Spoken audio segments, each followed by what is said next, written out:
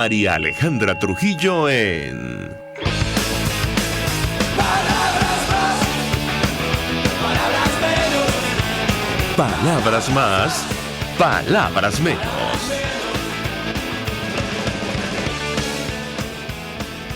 Muy buenos días, amigos de Radio Caracas Radio. Lo mejor este lunes 4 de octubre del año 2021. Todo el equipo que trabaja para ustedes a partir de esta hora los saluda. En la producción, Mario Villarreal y Génesis Rodríguez. En los controles, César Arteaga, quien tendrá el inmenso placer de acompañarles, María Alejandra Trujillo. Saben, ustedes se pueden comunicar desde muy temprano a través de la cuenta en Twitter, @RCR750. Seguirnos por el Periscope, por internet, rcr750.com y el resto de nuestras plataformas digitales a través de TuneIn y YouTube.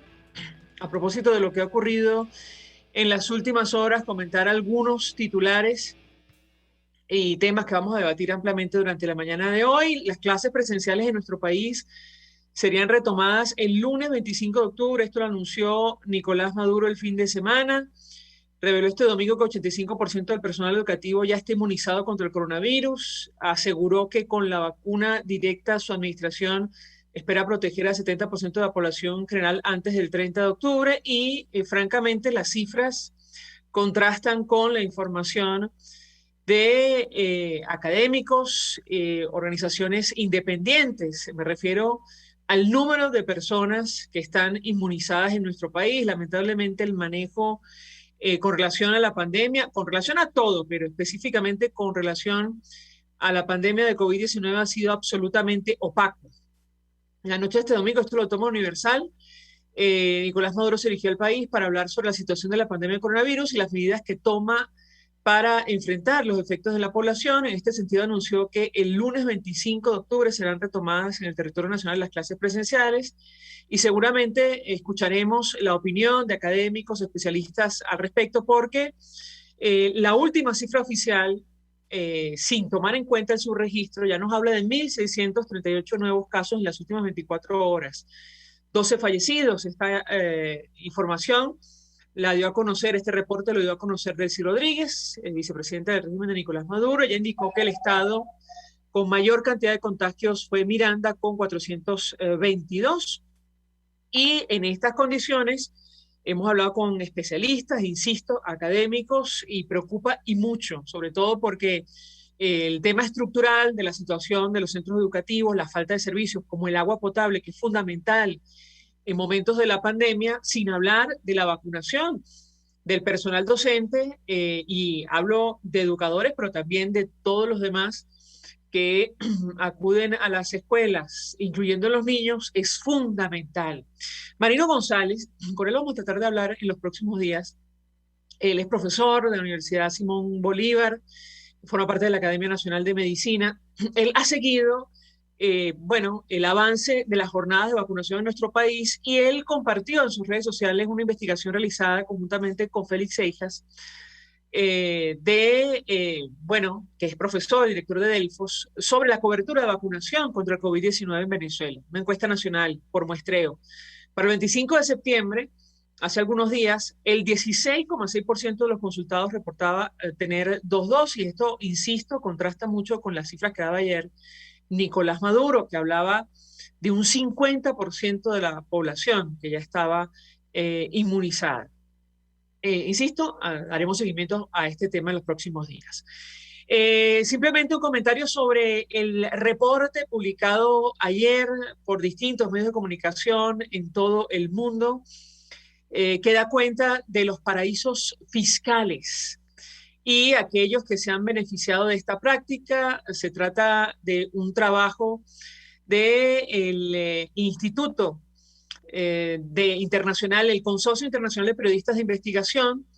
Para Venezuela participó el portal armando.info y francamente la información es otra vez para llevarse las manos a la cabeza, tomando en cuenta los niveles de pobreza.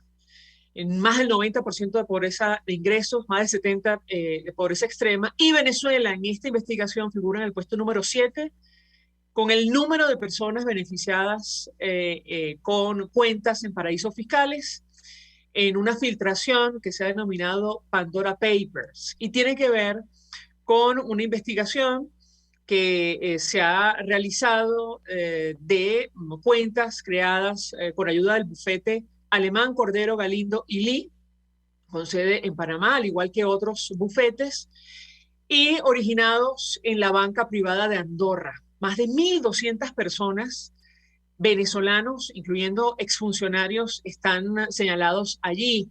Esto es un escándalo mundial. De hecho, hay 3 jefes de Estado en activo, 11 expresidentes que, según esta investigación, operaron en paraísos fiscales y algunos han respondido, incluyendo al chileno Sebastián Piñera y al presidente de Ecuador, Guillermo Lasso, con sendos comunicados explicando que esta situación ciertamente ocurrió, pero en el pasado. En el esquema que vincula a los venezolanos, bueno, se mencionan Buenos nombres días, ¿cómo está? que se repiten. Ahí está Nervis Villalobos, Javier Alvarado, Diego Salazar, Luis Marino Rodríguez, vinculado con Rafael Ramírez, recientemente en una investigación de Wall Street Journal, Eudomario Carrullo y Omar Farías, entre otros, los venezolanos, quiero decir. Esto ha traído cola, Venezuela no lo sabemos, ya conocen ustedes cuál es la situación del sistema judicial venezolano. Nos acompaña el diputado, aquí lo veo, Omar González, diputado de la Asamblea Nacional por 20 Venezuela, con él vamos a hablar de este y otros temas. Diputado, gracias por atendernos, buenos días. Buenos días, María Alejandra, como siempre un placer estar en tu programa. Un gusto conversar con usted y yo le pediría un primer comentario acerca de este escándalo, nuevo escándalo, sobre los paraísos fiscales y el dato que destacan Armando.info y otros portales digitales que ubica a Venezuela en el 7º lugar con el número de beneficiarios en este esquema. ¿Qué puede decirnos? Lo escuchamos. Efectivamente, no nos sorprende que de nuevo Venezuela esté en el ojo del huracán de un escándalo de corrupción de dimensiones colosales. Se habla en estos papeles de una investigación de decenas de colegas periodistas de más de 15, 20 países, de un robo de cerca de $2.000 millones en Venezuela, que habrían sido colocados en paraísos fiscales y tratados de lavar, como se dice en el término delincuencial de la corrupción, a través de Panamá. Y muchos de ellos hacia el pequeño país de Andorra, vecino de España, donde, bueno, se había convertido en una gigantesca lavadora. Son $2.000 millones que están involucrados en esta larga lista, que aparecen mandatarios, 14 mandatarios, tengo entendido, de América Latina, y personajes de la realeza, del Medio Oriente, así como también de otras naciones, incluso del Reino Unido. En fin, es un escándalo de proporciones globales que de nuevo saldrán a relucir los nombres de los ya conocidos testaferros y familiares del chavismo y del madurismo que están implicados en este escándalo. Pero lo que explica el Consorcio Internacional de Periodistas es que en muchos casos no era ilegal, solo en aquellos donde se ha utilizado este esquema de paraísos fiscales para lavar dinero. En el caso de Venezuela, hay sospechas de que buena parte de ese dinero venía por cuenta de soborno para obtener contratos con empresas del Estado, incluyendo PDVSA. Yo le pediría un comentario al respecto. Lo escuchamos. Sí, efectivamente, en buena parte de estas denuncias, de este dinero, están involucrados mandatarios, empresarios, reyes, príncipes, emires, sultanes, en evasiones de impuestos, ¿no? Y también figuras del deporte y figuras del espectáculo, que querían eludir el pago de compromisos tributarios. Ahora, en el caso de Venezuela, efectivamente, ahí aparecen los nombres de Diego Salazar, aparece el nombre de Nervis Villalobos y los ya conocidos familiares vinculados con altos dirigentes del chavismo en Venezuela. Esto sí es un producto de la corrupción, del robo, del saqueo de la que ha sido víctima Venezuela. Se está hablando de más, como te digo, María Alejandra, más de $2.000 millones que habrían pasado desde Panamá, desde Venezuela, desde luego, a Panamá y de Panamá a Andorra y a otros paraísos fiscales. Ahora, yo tengo que preguntarle, diputado, porque ahora mismo, claro, no tiene que ver con esto del lavado, pero sí hay una especie de escándalo en torno a una de las corporaciones, bueno, varias de las corporaciones que están bajo administración del gobierno interino. Y yo le pediría su opinión, su análisis, saber qué información maneja usted, si esto se ha discutido en el seno de la comisión delegada o entre ustedes, los parlamentarios, lo que está ocurriendo con las empresas en el exterior bajo control del gobierno interino y específicamente con Monómero. ¿Qué puede decir? Nos lo escuchamos.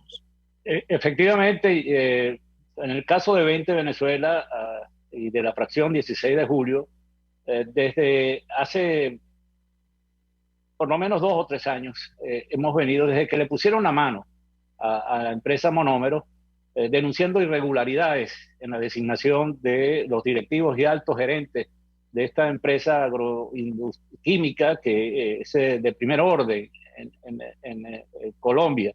Y desde luego es uno de los activos más valiosos de los venezolanos en el exterior. Sin embargo, hay que ser muy franco en esta materia. No se no se hicieron las correcciones necesarias. Después que nosotros denunciamos esto, incluso el propio embajador de Venezuela en Colombia, Humberto Calderón Berti, también denunció que, bueno, habían personeros del llamado G4, entre ellos Manuel Rosales y altos directivos de otros partidos políticos que estaban sentados como directivos de Monómero, y esto lo desconocía la Asamblea Nacional, lo desconocíamos las fracciones que allí hacíamos vida activa, y hicimos los reclamos respectivos. No solo eso, lo denunciamos ante la comisión, ante la propia directiva de la Asamblea Nacional, y esto pasó a la Comisión de Contraloría a dormir el sueño eterno. Ahora hay este escándalo, incluso la intervención de la Superintendencia de Sociedades por parte de Colombia, que es un organismo oficial del vecino país, y la posibilidad de que se decrete que esta empresa esté en quiebra. Ahí hay responsabilidades que tienen que no solamente ser destituidas de inmediato, y no basta ni siquiera la destitución o la renuncia, como es el caso de Carmen Elena Hernández, que fungía de presidenta, de John Goycochea, que tenía una altísima responsabilidad administrativa en Monómero, sino que yo creo que aquí nadie se puede estar lavando las manos. Nosotros nos extrañó muchísimo la posición de altos dirigentes de Primero Justicia, como Julio Borges, haciendo señalamiento y tratando de distanciarse. Aquí el G4 tiene las manos metidas completas en este escándalo de Monómero. Incluso lo hemos mencionado yo en lo particular, que no me explico por qué el presidente interino, Juan Guaidó, no ha procedido de inmediato a destituir no solamente a los que están involucrados en este escándalo de manejos irregulares en Monómero, sino incluso a sus representantes que públicamente han salido a responsabilizarlo. Yo no entiendo esto, la verdad, María Alejandra, cómo el presidente no ha destituido a quien funge de canciller, a Julio Borges, después de esas declaraciones, o al representante de su gobierno ante las Naciones Unidas, como es Pizarro, también militante del Primero Justicia, quien está haciendo señalamientos contra él. Yo digo, ¿qué es esto? ¿Y por qué Julio Borges no termina de renunciar? Si no quiere estar, si su decisión es alejarse de ese escándalo, bueno, ¿por qué no pone la renuncia? ¿Qué está pasando allí? Diputado, Yo eso no lo entiendo. Diputado, ¿ustedes siguen apoyando al gobierno interino o no? Yo le preguntaría porque, y ya vamos a hablar de las negociaciones, incluso de la misión de la Unión Europea que va a arribar a Venezuela para observar el evento, el proceso de noviembre. ¿Cuál es la situación con relación María Alejandra, a estos nosotros temas? en la fracción 16 de julio lo que defiende es la institucionalidad, la institución. Nosotros, el Parlamento del 2015 ha pretendido ser sustituido por unos personajes que fraudulentamente se declaran diputados de un Parlamento que no existe. Entonces nosotros decimos, bueno, si hasta que aquí no haya una elección legítima, sin fraude, sin trampa, bueno, esto tiene que extender su periodo hasta para no dejar un vacío en una institución tan importante como es el Poder Legislativo.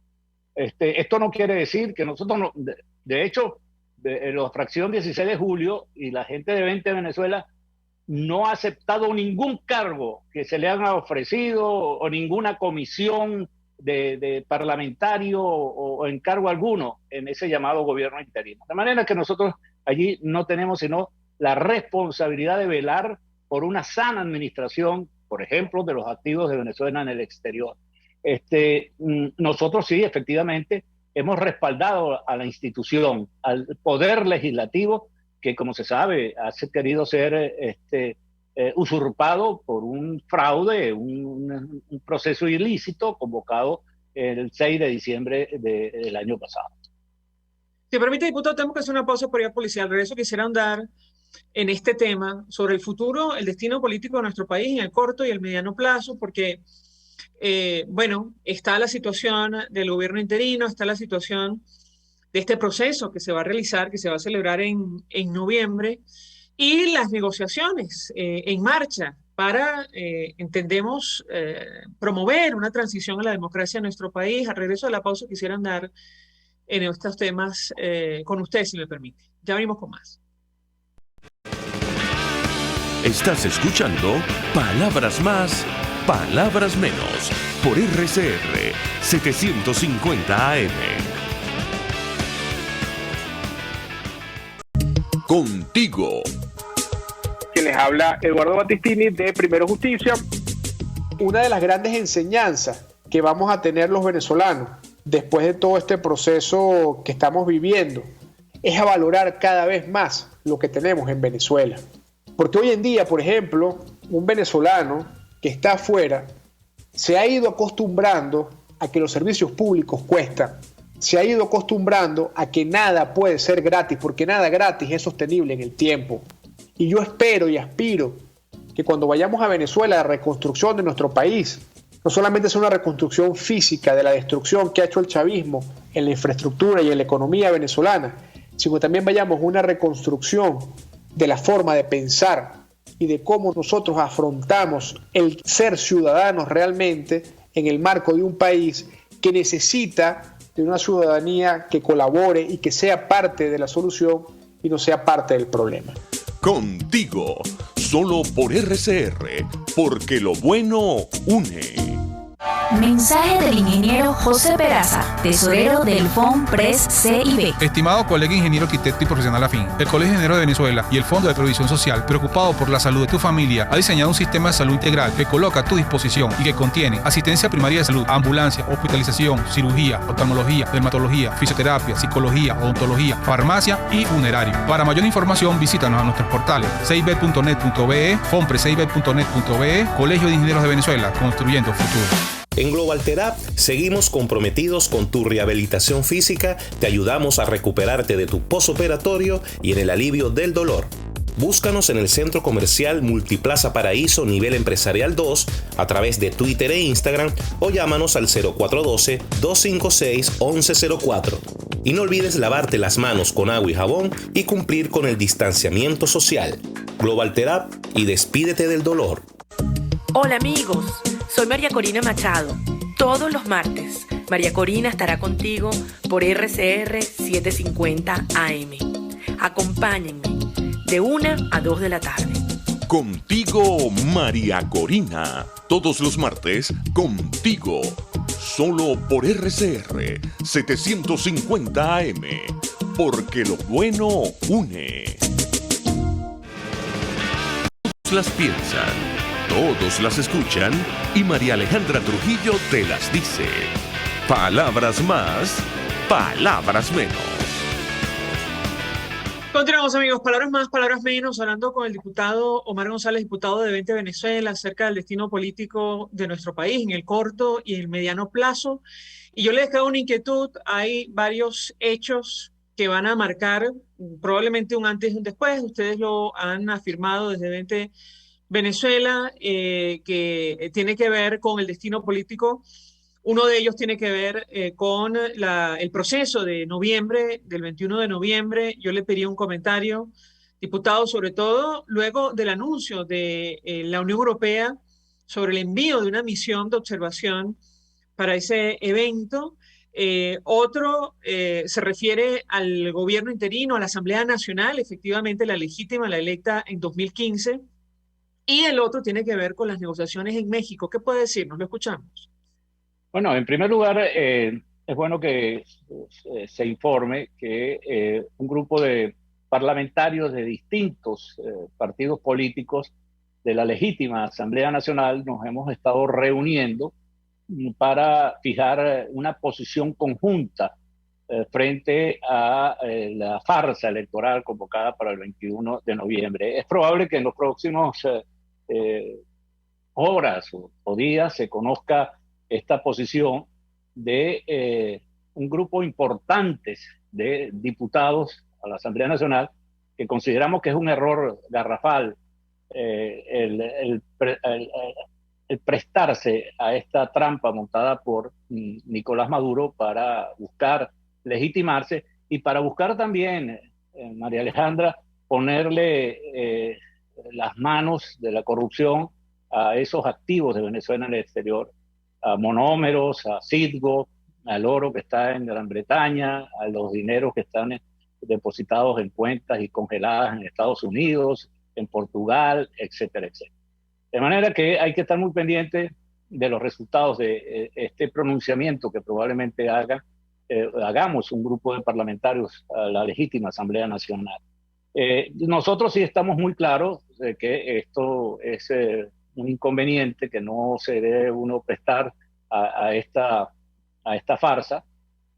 Y desde luego nos parece un gravísimo error de parte de la Unión Europea el enviar una misión de observadores a esta trampa, a este fraude cantado que tiene Nicolás Maduro para noviembre. Esto, desde luego, hay razones técnicas, hay razones políticas y hay razones éticas para que la Unión Europea no le haga el juego a Maduro. Nosotros pensamos que ahí es una obra de quienes se han convertido en peones de oro de Nicolás Maduro, como son Borrell, el alto comisionado para las relaciones exteriores de la Unión Europea, como un apéndice del mismo rol que cumplió Zapatero y el que también es Monedero, entre otros, que se han lucrado de la desgracia de los venezolanos.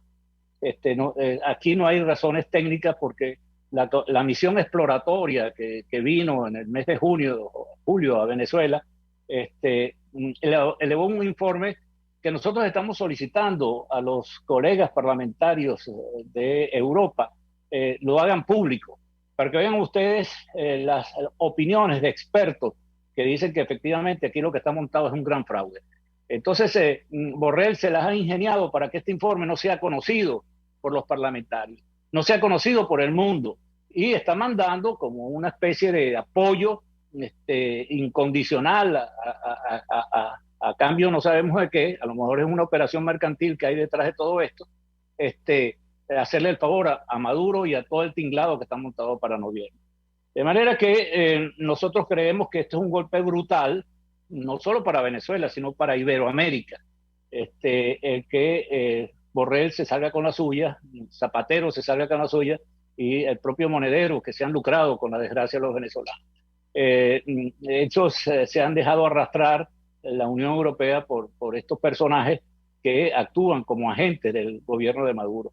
Y pedimos a los líderes del Parlamento Europeo que antes de que esta misión se haga efectiva en Venezuela, pidan el informe de esa misión exploratoria que estuvo en Venezuela y que tuvo contacto con todos los representantes de la vida nacional, incluyendo desde luego a los líderes de los partidos políticos, y entre ellos destaco el nombre de María Corina Machado, líder de 20 Venezuela, un partido que ayer fue reconocido como miembro, como el único miembro en Venezuela, forma parte ahora de la Liberal Internacional. Un partido liberal en Venezuela, 20 Venezuela, es ahora observador oficial, reconocido por unanimidad por la Internacional Liberal del mundo. Diputado, ¿en qué términos se van a pronunciar ustedes y qué organizaciones específicamente con relación al evento, el proceso de noviembre? Bueno, nosotros son muchos los pronunciamientos que ya se han dado, partidos políticos, puedo mencionar Causa R se ha pronunciado, Encuentro Ciudadano, que lideriza Delsa Solórzano, se ha pronunciado, Proyecto Venezuela se ha pronunciado, el que preside Salas Romer, está 20 Venezuela, que es liderizado por María Corina Machado, Alianza Alvarado Pueblo, Antonio Ledesma, Gente Emergente, Fernando Álvarez Paz, y una serie de otras organizaciones políticas y organizaciones no gubernamentales. De lo que estoy hablando son de diputados, incluso diputados probablemente de partidos que forman parte del G4, pero que no están contagiados, contaminados con todo este desastre que han hecho el G4 al arrogarse la representación de la oposición en Venezuela para negociar. Por ejemplo, en México no sabemos qué, si es qué sé yo, las cosas tan a veces tan alejadas de las preocupaciones de los venezolanos que nos sorprende.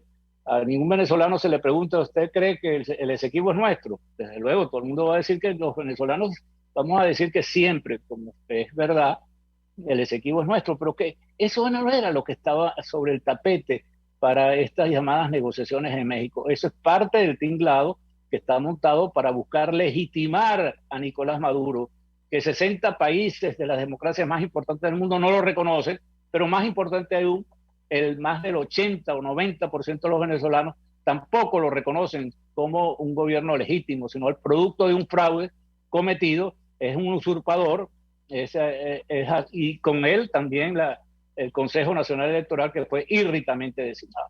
Diputado, hay dirigentes de 20 Venezuela que militaron, entiendo su organización, que van a participar en el evento de noviembre. Ahora mismo pienso en Astrid Silvestri, quien está como candidata, entiendo, de la tarjeta de la unidad en Sotillo, en el Zulia. ¿Qué puede decirnos sobre este tema? No, Sotillo es precisamente del estado Anzoátegui. Perdón, de Anzoátegui, correcto, corrijo, perdone usted. Ella fue una dirigente del Partido 20 Venezuela, fue la coordinadora general del municipio de Sotillo, cuya capital es Puerto La Cruz. Hizo un excelente trabajo como coordinadora, pero cuando el partido decidió, después de un largo debate y consulta y tomando en consideración todos los elementos que están sobre el tapete, no participar en esta farsa, bueno, ella decidió, a motus propio, separarse de la organización política. Astrid Silvestri, antes de inscribir su nombre como candidata, ya se había separado. De manera que 20 Venezuela no está participando y ninguno de sus militantes, ninguno de sus afiliados está participando en este proceso. Sí es verdad que fue una dirigente importante de nuestra organización en el estado de Anzoátegui, coordinadora municipal del Partido 20 Venezuela, y bueno, se separó de ese cargo precisamente porque decidió de manera personal participar en este proceso electoral que a lo cual nosotros nos parece un gran error de parte de ella, pero en todo caso es una decisión que respetamos, pero 20 Venezuela no está participando ninguno de sus dirigentes en esta trampa, en este fraude, en este ardid. Ahora, usted ha mencionado un tema fundamental y tiene que ver con la usurpación y el destino del gobierno interino reconocido por más de 50 países. ¿Qué puede decirnos sobre las discusiones en torno a este tema, diputado? Le preguntamos directamente al embajador de Estados Unidos para Venezuela y él expresado su opinión advirtiendo que nada cambia con el evento de noviembre en cuanto a la institucionalidad en nuestro país. ¿En qué términos se está discutiendo este tema entre los factores de la alternativa y los partidos que hacen vida en la Asamblea Nacional 2015? Lo escuchamos. Yo sí creo que va a cambiar mucho las cosas en Venezuela. Después del 21 de noviembre, creo que aquí viene un reseteo de una dirigencia política que ha sido incapaz de lograr el objetivo de sacar a Maduro y a su camarilla del poder. Este proceso va a quedar al desnudo lo que ha sido el error de dejar en manos del G4, que de manera prepotente y equivocada ha dirigido los destinos de la oposición en los últimos años y que no ha podido lograr sus objetivos. Aquí viene un reseteo, aquí el pueblo venezolano, la sociedad, la ciudadanía está exigiendo y necesitando una nueva conducción opositora, una conducción que no se doblegue, que no se arrodille, que no se doble ante los hermanos del opresor, de la tiranía.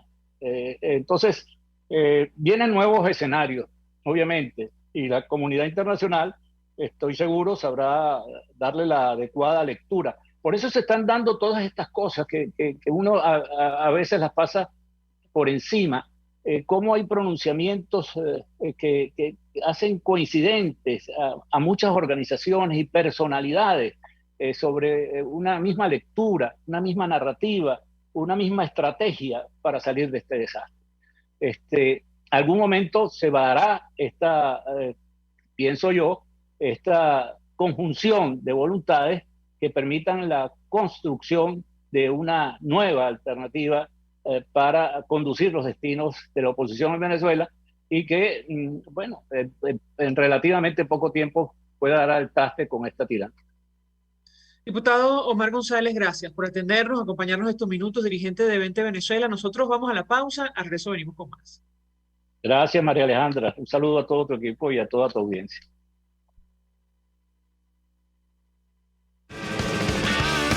Estás escuchando Palabras Más, Palabras Menos, por RCR 750 AM.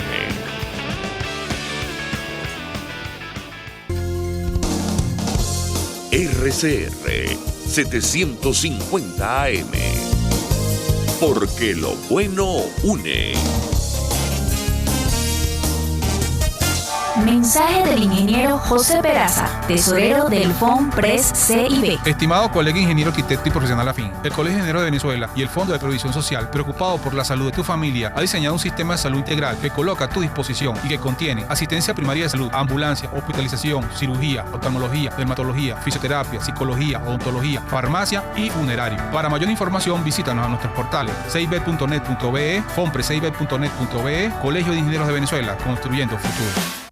Y ahora quiero hablarte de la estación de servicio del Club Hípico, esa misma frente al Terras Plazas. Te invito a que la sigas en su Instagram, @bpterrazas, donde en su historia están informando permanentemente la dinámica diaria en cuanto al servicio de surtido de gasolina. Con todos los mecanismos de pagos, la bomba Terrazas del Club Hípico cuenta con una gran tienda de conveniencia donde podrás encontrar todo lo que necesitas, tanto para ti como para tu carro, y también con atención de baterías Duncan. Estación de servicio Terrazas del Club Hípico. Calidad y servicio de primera clase. A mitad de tarde, disfrute de una amena tertulia, acompañada del análisis preciso del acontecer nacional e internacional. La Linterna, con Diego Bautista Urbaneta. Relájese al son de buena música. Participe y forme parte de este espacio. La Linterna, de lunes a viernes, a partir de las 2 de la tarde, por RCR 750 AM. Ellos y que no saben nada. Y así nos va. El espacio donde se tocan los temas más candentes de interés político y nacional. Y así nos va. En este programa, la picardía y el humor inteligente son los protagonistas. Pura cabilla. Lara y Hernández descosen y revelan los secretos más oscuros del acontecer político. Y así nos va. De lunes a viernes a las 4 de la tarde. Por RCR 750 AM. RCR 750 AM. Porque lo bueno une. Información, opinión, contraste. María Alejandra Trujillo está en Palabras Más, Palabras Menos.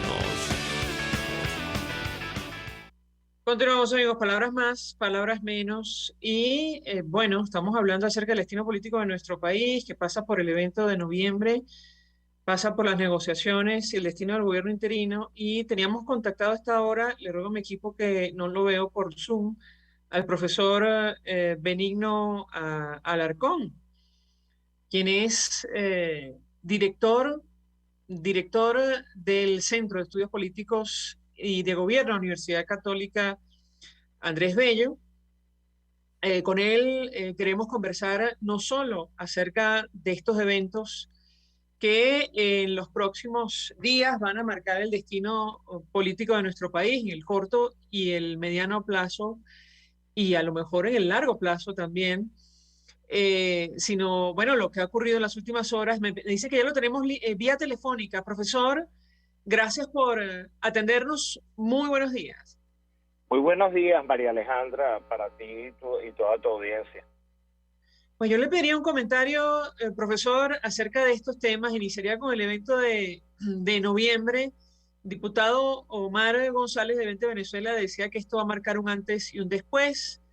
Lo cierto es que la Unión Europea acaba de anunciar el envío de una misión para observar ese proceso y a pesar de las declaraciones públicas, muy al margen de lo que establecen los propios manuales del bloque comunitario para la participación en este tipo de procesos en el mundo. Yo le pediría un comentario inicial al respecto. Lo escuchamos.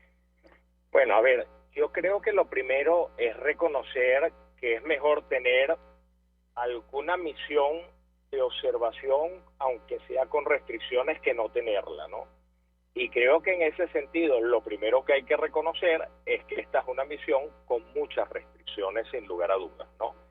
Ya para el año 2006, que fue la última oportunidad en que tuvimos una misión de observación electoral en Venezuela, y hay que recordar que las misiones de observación electoral no regresaron justamente por el disgusto que le causó a Chávez y al Consejo Nacional Electoral que el informe de aquella observación europea, una de las más completas que hemos tenido en el país, fuera tremendamente crítico a lo que vieron en aquel proceso electoral presidencial del año 2006, donde evidentemente el oficialismo, Chávez, tenían unas ventajas para ganar elecciones que no las tienen hoy, ¿no?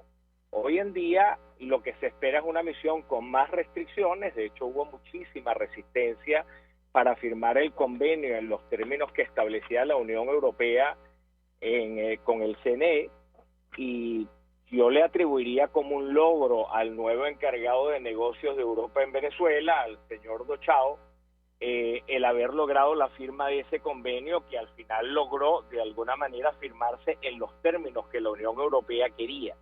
Pero también por el otro lado hay que reconocer que es una misión nuevamente tener muchas restricciones, que ya está llegando tarde, porque normalmente se instalan varios meses antes de la elección. Aquí se van a instalar un mes antes de la elección, y obviamente eso no le va a permitir ver algunas de las fases del ciclo electoral, porque las misiones de observación electoral son misiones de largo plazo, que no solamente observan el día de la elección, sino una serie de eventos, bueno, que son previos a la elección, pero que de alguna manera determinan la integridad de esa elección, lo justo que es esa elección, o lo libre y democrática que es esa elección. Afortunadamente, según el mismo manual de la observación europea, cuando hay un tiempo más restringido o existen otro tipo de restricciones, el informe va a reflejar eso, por lo cual lo que podemos esperar es un informe con un balance relativamente negativo sobre la elección, que parte esa presunción de las cosas que ya han pasado y que están a la vista de todos. Una elección sin libertad de participación de los partidos políticos, con candidatos inhabilitados, con partidos políticos intervenidos judicialmente, más todas las cosas que veremos pasar de aquí al 21 de noviembre. Bueno, profesor, leyendo el manual de observación de la Unión Europea, que tiene más de 200 páginas, casi 240 páginas, allí no solo mencionan lo que usted dice, es decir, una observación a mediano, largo plazo, sino temas fundamentales como los derechos humanos, por ejemplo. De hecho figura en la sección primera de este manual. También tiene que ver con los estándares internacionales, el marco legal nacional. Y yo le pediría un comentario sobre este tema. Evidentemente esto surge de un acuerdo político en el marco de una negociación que está en marcha en México, pero ¿cuál es la expectativa que tiene usted en lo personal? Sobre el punto de derechos humanos, creo que la situación ha quedado perfectamente retratada en el último informe de la Misión de Determinación de Hechos de Naciones Unidas, incluso el último informe de Michelle Bachelet. ¿Qué expectativa tiene usted en lo personal sobre estos temas fundamentales que forman parte, insisto, del manual de observación del bloque comunitario? Lo escuchamos. Bueno, María Alejandra, sin lugar a dudas, da gusto hablar con una periodista como tú que se ha tomado el trabajo de leer el manual antes de comenzar a entrevistarnos algunos de nosotros sobre este tema. Y como queda muy claro, y por eso decía en la respuesta anterior que el informe será inevitablemente negativo en una buena parte de él. El informe nunca va a ser puramente negativo, pero va a ser negativo en una buena parte de él por cosas que sencillamente están a la vista, que aunque la misión no haya estado aquí, pues todos conocemos por informes previos como el de la señora Bachelet y como por otras situaciones que son del conocimiento público, ¿no? Después, por el otro lado, cuando revisas el manual, te habrás dado cuenta que hay una serie de preguntas que el manual coloca como guía para la redacción del informe. Y cuando revisas esas preguntas es fácil darse cuenta. Yo invitaría a todos nuestros radioescuchas que busquen el informe, el manual de observación electoral europeo. Y una de las cosas que se va a encontrar en esas preguntas es que hay preguntas que no se pueden responder un mes antes de la elección, sino que son cosas que ya han sucedido. Y obviamente en estos casos a la misión no le queda más remedio que fundamentar su informe en lo que es público y conocido, en lo que se sabe por el análisis de otros, como el análisis de la señora Bachelet en relación al tema de derechos humanos, que digamos que es un órgano también de Naciones Unidas. Y por el otro lado hay cosas que no se van a poder responder simplemente porque no se estaba allí, y el mismo manual establece que cuando haya restricciones o cuando haya cosas que no se puedan responder porque el tiempo no ha sido suficiente, el informe lo debe señalar. Yo no tengo ninguna duda de la seriedad que va a tener la misión europea, pero absolutamente ninguna duda. Lo que sí creo es que es responsable, y estoy seguro que la misión así lo va a reconocer, es que hay que, de alguna manera, estar conscientes de que va a haber restricciones. Es más, de hecho, como decíamos al principio, la misión del 2005 y la del 2006 tuvieron restricciones y las reconocieron en su propio informe. Bueno, evidentemente hoy las restricciones son mucho mayores que las que había en el año 2005 y en el año 2006. Ahora, me llama la atención un punto y creo que va a ser fundamental, profesor, no sé qué opina usted, que tiene que ver con el marco legal, insisto, el marco legal nacional. Esto surge de un acuerdo político en el marco de las negociaciones que se adelantan en México, pero está en discusión. Este es el pilar fundamental de ese debate, que tiene que ver con la institucionalidad de nuestro país, el desconocimiento al régimen de Nicolás Maduro, también de la Asamblea Nacional electa en 2020, y yo le pediría un comentario que es la que designa a su vez el Consejo Nacional Electoral que va a organizar este proceso de noviembre. ¿Qué puede decir? ¿Qué expectativa tiene usted con relación a este punto? Y lo uno, bueno, ahora con la creo que preocupación... entendí un poco mejor Sí. a qué te referías anteriormente. A ver, en primer lugar, en relación al marco legal que tiene que ver con lo electoral, sabemos desde hace mucho tiempo que hay muchos problemas. De hecho, en el año 2016 se introdujo en la Asamblea una reforma de las leyes que tienen que ver con lo electoral, que incluía la Ley Orgánica de Procesos Electorales y la Ley Orgánica del Poder Electoral, además de un proyecto de ley para el caso de los referéndums, que no fue aprobada, pues digamos que por falta de voluntad política y porque se sabía que el presidente nunca le iba a poner el ejecútese y el tribunal posiblemente la iba a bloquear, que básicamente trataban de atender carencias que están en lo electoral desde hace muchísimo tiempo. Pero en este momento, a estas alturas, cuando hay 6 meses menos, hay menos de 6 meses para la celebración del proceso electoral, no se puede tocar la legislación electoral porque lo prohíbe la misma ley. O sea, yo puedo tocar la legislación electoral hasta 6 meses antes.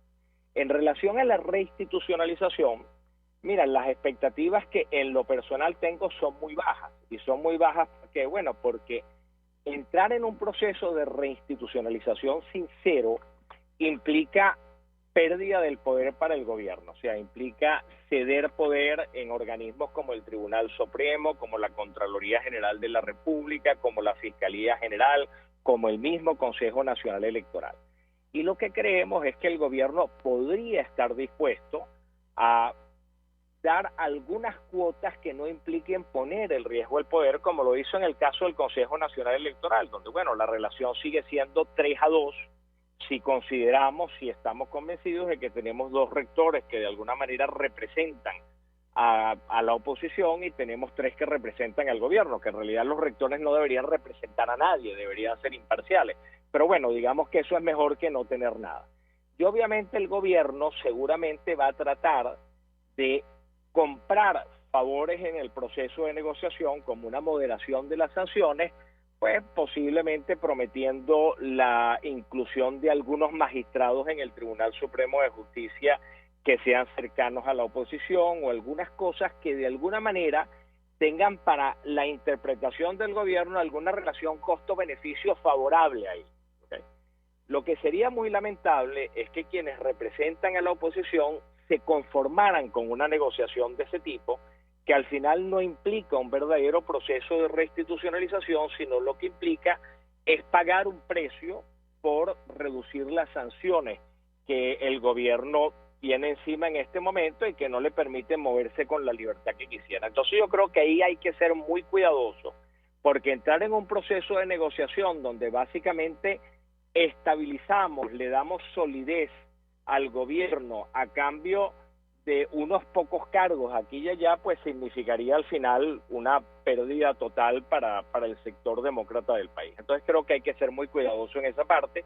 Confío que personas serias, como es el caso de Gerardo Blay, nunca estarían ganados a un planteamiento de esa naturaleza, pero bueno, hay que observar el proceso porque no tengo ninguna duda que cosas como esas son las que el gobierno va a intentar.